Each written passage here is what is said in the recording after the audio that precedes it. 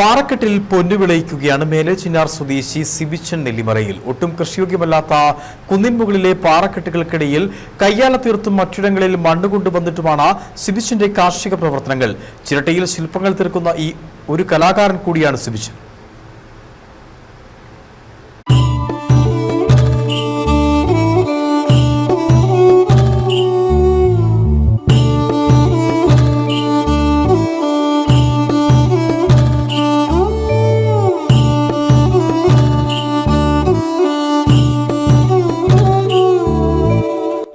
ഇതാണ് സിബിച്ചന്റെ കൃഷിയിടം.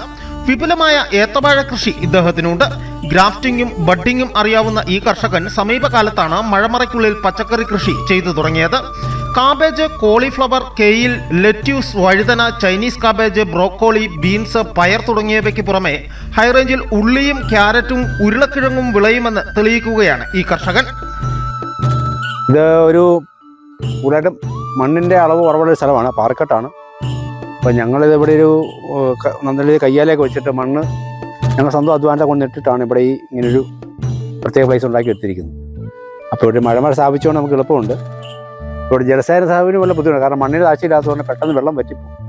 അപ്പോൾ എല്ലാ ദിവസവും ഞങ്ങൾ ഇതിൻ്റെ പുറകെ നടന്ന് വളരെ അധികം എയിം ചെയ്തിട്ടാണ് ഇത്രയും പച്ചക്കറികൾ ഉണ്ടാക്കിയെടുക്കുക. ഇതിനകത്ത് ക്യാബേജ് ഉണ്ട്, കോളിഫ്ലവർ ഉണ്ട്, കെയിലുണ്ട്, ലെറ്റ്യൂസ് ഉണ്ട്, ബ്രോക്കോളി ഉണ്ട്, പിന്നെ ചൈനീസ് ക്യാബേജ്, അങ്ങനെ പിന്നെ തക്കാളിയുണ്ട്, പയർ, പിന്നെ അത്യാവശ്യം ഉരുളക്കിഴങ്ങ് കൃഷിയുണ്ട്, സവോള കൃഷിയുണ്ട്, ഉള്ളിക്കൃഷിയുണ്ട്.